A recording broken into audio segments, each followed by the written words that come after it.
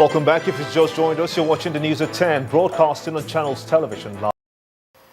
Now to some pictures you sent to our Eyewitness portal. And first is this one from Kaduna City in Kaduna State, showing a child strapped to a luggage in a wheelbarrow. Our Eyewitness reporter is asking the government to stop child abuse in the state. Next is this one from Ibadan in Oyo State, showing a drainage blocked with refuse. Our Eyewitness reporter wants residents to desist from such acts. We also have this one from Ibadan Ife Expressway, showing a fire incident. Our Eyewitness reporter says that the fuel tanker had an accident with a trailer and caught fire. He wants drivers to be more careful on our roads. And finally is this one from Ikorodu in Lagos State, showing some cattle on a motorway. Our Eyewitness reporter is asking the authorities to check the activities of cattle rearers who obstruct the free flow of traffic. We do sincerely thank you so much indeed for sending in those pictures, as we ask that you keep them coming. A former political advisor to ex-Vice President Nemadi Sambo claims he received the sum of 25 million naira from the spokesman of the People's Democratic Party, the PDP, Mr. Olisa Metu, to manage the party and for former President Goodluck Jonathan's image ahead of the 2015 general elections. Testifying in the case of criminal diversion of 400 million naira preferred against Mr. Metu by the federal government, the witness, Abba Dabo, told the court he received the sum on the 16th of December 2014. The trial of National Publicity Secretary of the People's Democratic Party, Mr. Olisa Metu, reopens in Abuja with a prosecution witness, Abba Dabo, narrating how he was contracted by the accused to enhance the public image of President Goodluck Jonathan and the People's Democratic Party. He explained that he used part of the money given to him to pay for an office accommodation in Maitama district of Abuja and engaged some youths to manage a website known as What's Up Niger. He told the court that he has refunded the money to the Economic and Financial Crimes Commission following revelations that Mr. Metu sourced the money from the Office of the National Security Advisor. The prosecutor speaks on the quality of evidence given by the witness. The evidence that have been given so far is in line with our allegations against the accused persons, and we are not in any way apprehensive of the quality of the evidence we are putting before this honorable court. Under cross-examination from defense lawyers, the witness says he does not know the source of funds from which Mr. Metu paid him for his services. He also told the court that he never asked Mr. Metu for his source of funding. Lawyers to Mr. Metu say they are not bothered by the quality of evidence given by the seventh prosecution witness. Proceedings today have been very wonderful. The prosecution called their seventh witness, and from what happened in courts, they may soon close their case, from what the prosecutor said. But as for the defense, we are quite pleased with the trend and the tenor of the evidence produced today. Although the man said he refunded the sum of 25 million to EFCC, we don't know whether EFCC eats the Federation account or if anybody asked him to return any money. But I guess the man is a retired person. He was scared seeing the defendant in manacles, in handcuffs. Maybe he was so scared that he felt, even without invitation, that he should go and return money. His evidence was that the money was budgeted for something, and he did what it was budgeted for, which was publicity for the party and for the last president. Further hearing has been fixed for the 9th of February 2016. The Nigerian Civil Aviation Authority has suspended Bristow's operation of its Sikorsky 76 helicopter. This follows yesterday's incident that occurred on the Atlantic. Bristow describes it as a controlled ditch. The Sikorsky 76 helicopter was involved in the August 12, 2015 accident which claimed 6 lives.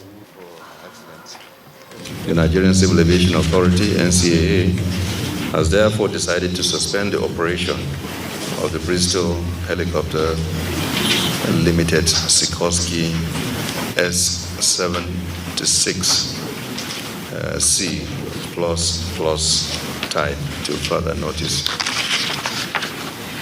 The suspension will enable the authority to carry out a full-scale audit on its operation with particular emphasis on the Sikorsky 76.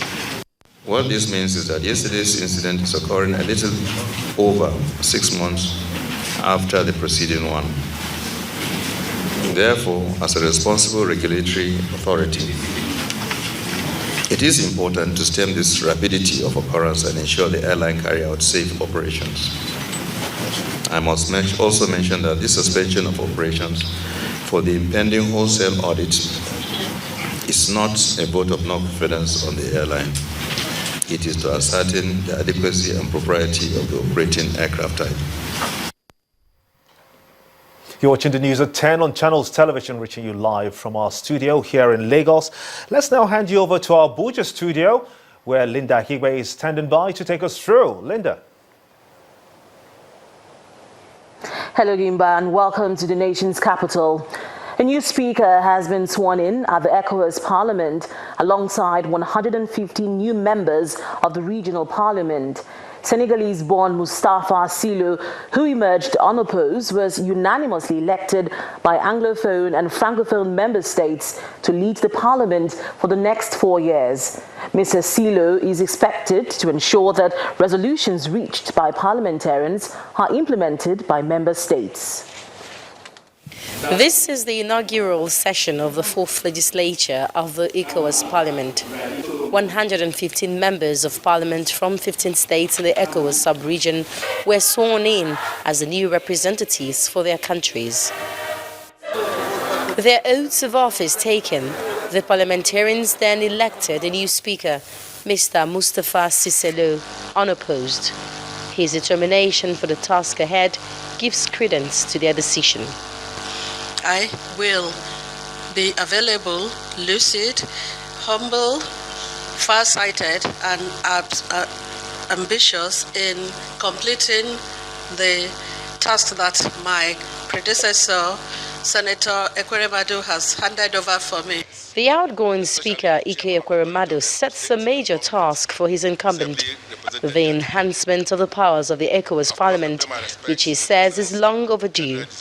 This charge was echoed by the Senate President, Bukola Saraki, who says the regional parliament has a task to recreate the sub-region with trade, infrastructural development and security at the front burner. Our sub-region has in recent times fallen victim to terrorism insurgency. The region has lost much in economic and social terms. Unless we act together, the objectivity of eliminating terrorism from our soil will be harder to achieve. This parliament must lead the way again for us to make the sub-region a major market hub. The people of our region are looking up to us to fashion the necessary platforms, frameworks, and agreements that will enable us to cement a relationship and partnership. The most important objective and a success recorded by the third legislature of the Community Parliament remains the adoption of the Supplementary Act on the enhancement of the powers of the ECOWAS Parliament. Today, the ECOWAS Parliament regrettably remains the only regional parliament anywhere in the world without legislative powers.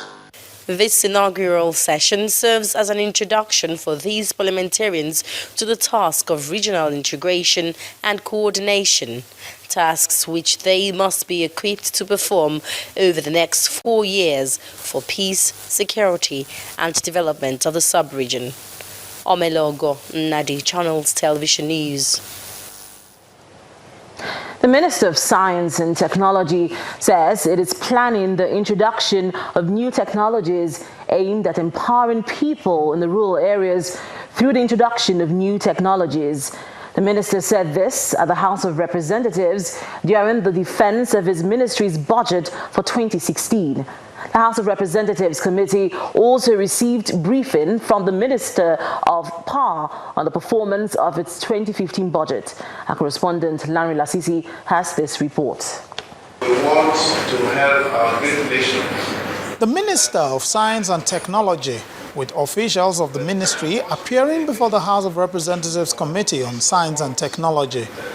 They had to defend their allocation in the 2016 budget.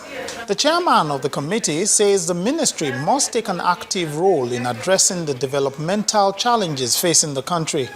We know that Nigeria is suffering right now from very serious developmental challenges, especially in the field of science and technology. But I believe that with collaboration of the National Assembly and with the efforts of the executive, especially the Federal Ministry of Science and Technology, we can see a transformation in this sector. The ministry has a proposed allocation of 25.8 billion naira in the 2016 budget. The minister explains some of the targets of the ministry. Empowerment. We want to make sure that we take new technologies to our rural areas. We believe that this is very, very important.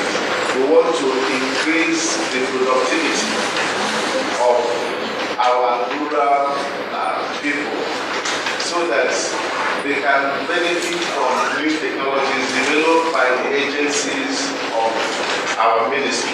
The House Committee on Power is also working on the budget and meeting with the Ministry of Power and its agencies. Its focus, however, starts with the 2015 budget. The Permanent Secretary gives a breakdown. There is a need to find out the quantum of releases under the previous budgets and what they were expended on. It is only through such an examination that we can determine what projects are beneficial to the people and have the most socio-economic impact directly.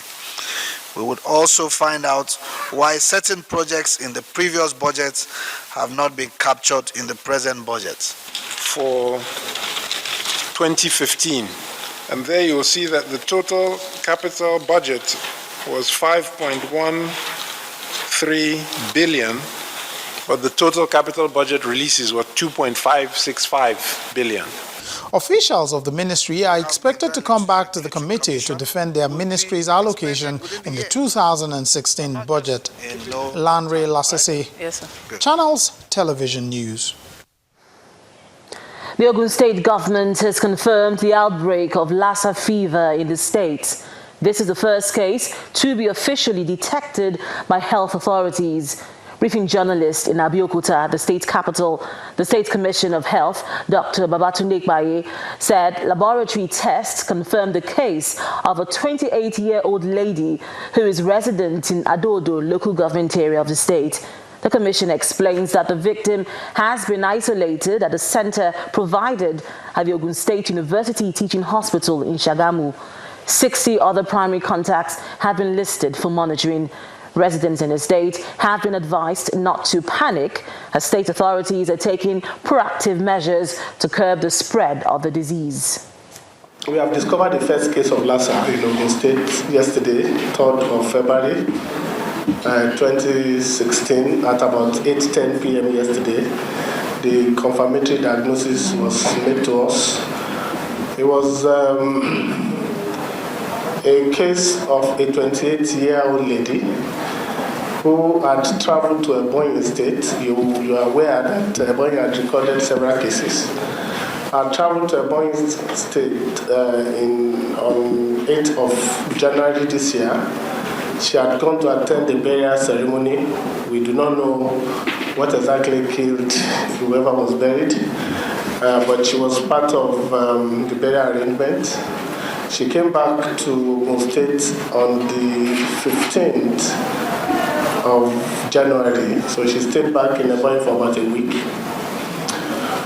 And 4 to 5 days after she came back from Ebonyi, she started having fever, and she reported in the first private hospital in Ota on 25th of January 2016. And that's all from Abuja. Back to you, Gimba. Brilliant. Many thanks indeed, Linda Hibe, from our Abuja studio. And when the news at 10 returns, Finance Minister pledges to ensure priority legislations for the nation's insurance industry towards making a positive impact on the economy. Stay with us.